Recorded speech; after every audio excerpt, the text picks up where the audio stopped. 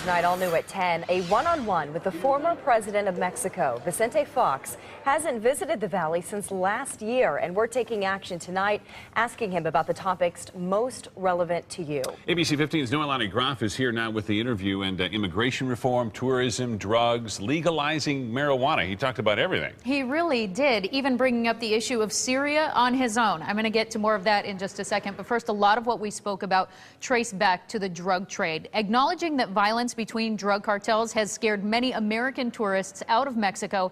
He says it's time for the U.S. government to crack down harder on drug use and supply on this side of the border.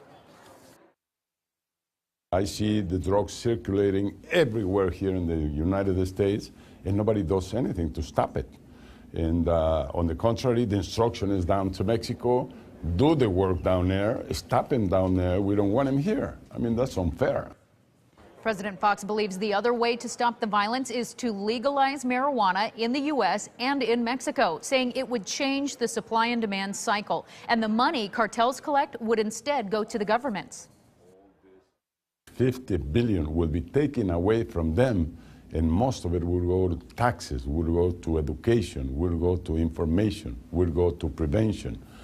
So it's a win-win situation.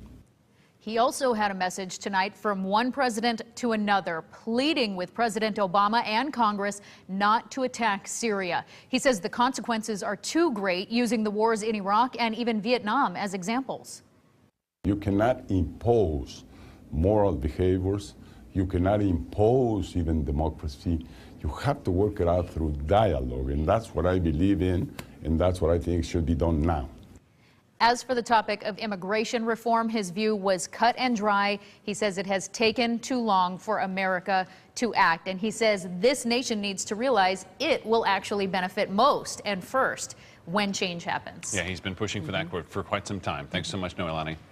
And we want to mention that our very own meteorologist, Iris Hermosillo, emceed that event tonight where Vicente Fox was a guest, as well as the former Guatemalan president, the former U.S. Treasurer, Cindy McCain, and others. It was an evening of economic partners dinner on ASU's West Campus.